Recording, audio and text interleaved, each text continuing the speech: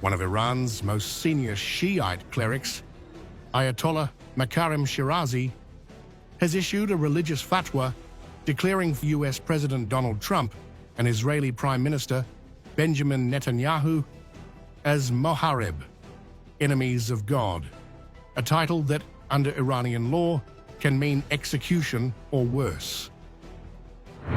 His fatwa, widely reported by Iran's state-aligned Mehr news agency, declared that any person or regime that threatens the leader or Maya, may God forbid, is considered a warlord or a Moharib.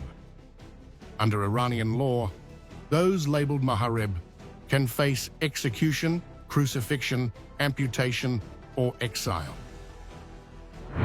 The cleric's ruling doesn't stop at condemnation.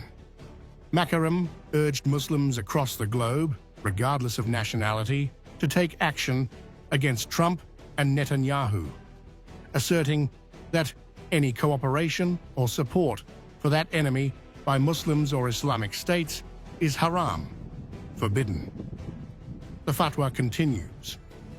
It is necessary for all Muslims around the world to make these enemies regret their words and mistakes. This religious ruling comes in response to the June war that saw Israel launch airstrikes on Iranian territory, targeting top military commanders and nuclear scientists.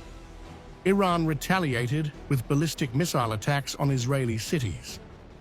As tensions escalated, the US entered the conflict, striking 3 major Iranian nuclear sites, a move that led to a direct Iranian counterattack on a US airbase in Qatar. The cleric added that if a Muslim suffers harm or loss while carrying out this religious duty, they will be rewarded as a fighter in the way of God, God willing. This spiritual framing mirrors past, calls for jihad, and raises concern among global security experts about the potential for lone wolf attacks.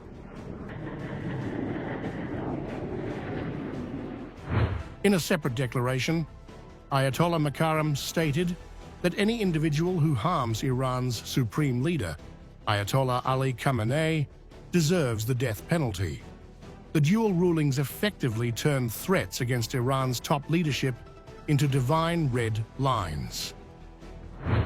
While Iran's political leadership has not formally commented on the fatwa, such rulings by senior clerics are considered binding among devout followers and can be interpreted as calls to action by radical elements, regardless of whether governments choose to act.